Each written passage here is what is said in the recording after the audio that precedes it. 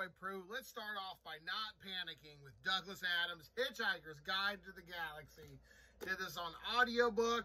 It was fantastic. It's a reread or a re-listen. I read it once way long ago. Now I just listened to it because I found all 4 books on the Cloud Library. So check those out if you want to. Douglas Adams, this is your boy. It's my boy. Let's talk about Hitchhiker's Guide to the Galaxy. I'm going to try to do this in about 5 minutes. This is my second take because the first time I had some fucking indigestion. Oh boy. Hitchhiker's Guide to the Galaxy stars a man named Arthur Dent. Arthur Dent one day realizes they're going to destroy his home. Not the bulldozers coming in to knock his house down, but the Vogons are going to basically annihilate the planet to build a super space highway, and Earth is part of the construction. Oh no!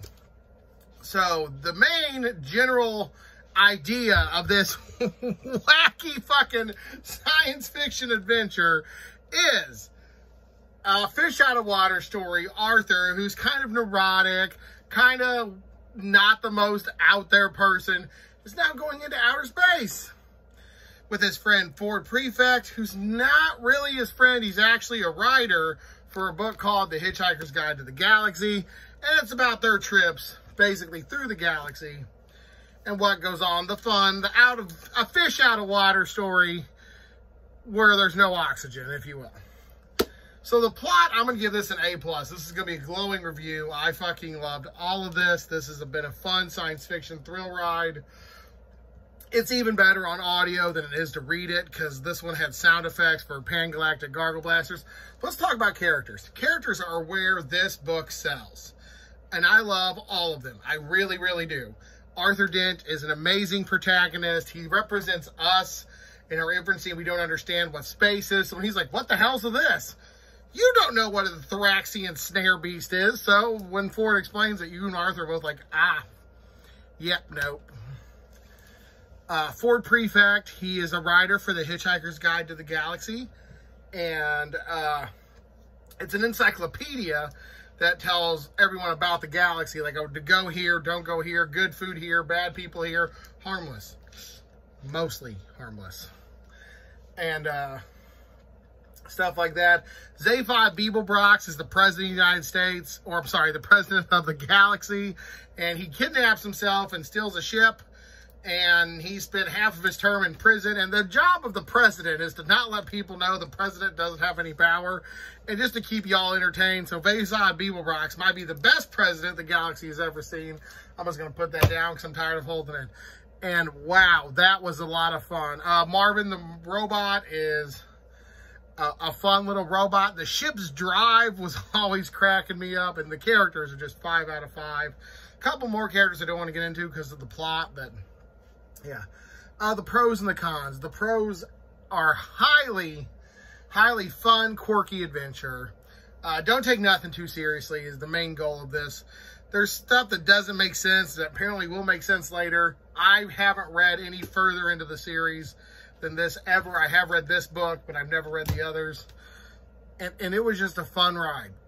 It was just a fun ride. The cons, though, is Douglas Adams must be an atheist because he talks some shit on God a lot. So if that's going to turn you off, don't read this.